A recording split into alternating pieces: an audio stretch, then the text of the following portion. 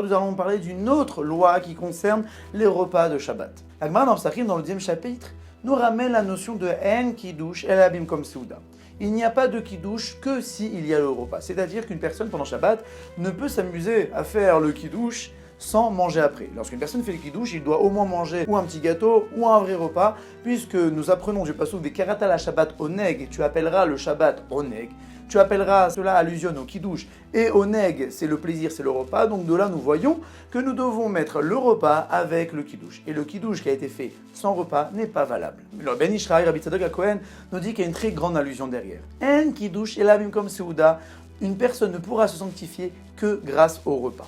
Le Ben Ishraï nous dit qu'étant donné que la première faute dans l'histoire de l'homme, c'était Adam Arishon qui a mangé. De là, nous voyons que le principal de la réparation de l'homme passe à travers la nourriture. Et cela peut se faire à 3 niveaux. Aussi bien au niveau des bénédictions, de faire les bonnes bénédictions avec la bonne intention sur les aliments. Cela amène de la sanctification à l'homme, cela fait que l'homme puisse s'élever.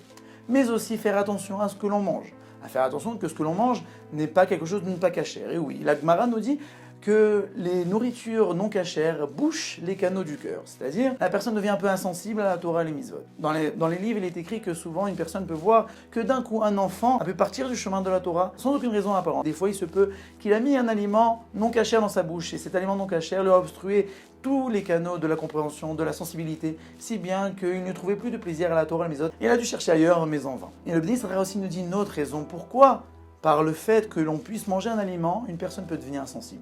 C'est que non pas l'aliment n'est pas cachère, mais que l'aliment est arrivé dans sa bouche de manière non cachère. C'est-à-dire qu'une personne a nourri ses enfants avec de l'argent qu'il a volé. Il a pu faire des business qui n'étaient pas très propres, qui n'étaient pas d'après le consentement de Dieu, et il a gagné cet argent-là.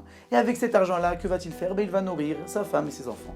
Donc du coup, sa femme et ses enfants vont être nourris par de l'argent qui n'est pas cachère aussi d'une autre manière. Et cette nourriture-là va lui aussi obstruer les cœurs de la compréhension et de la sensibilité. Et donc lorsque nous disons En Kiddush Lamim comme Seuda, c'est qu'il n'y a pas de sanctification mise à part par le repas. C'est aussi que si nous ne faisons pas attention à ce que l'on met dans sa bouche et de la manière dont on le met dans la bouche, alors là la personne peut descendre très très bas. Tous les jours nous avons l'occasion de manger.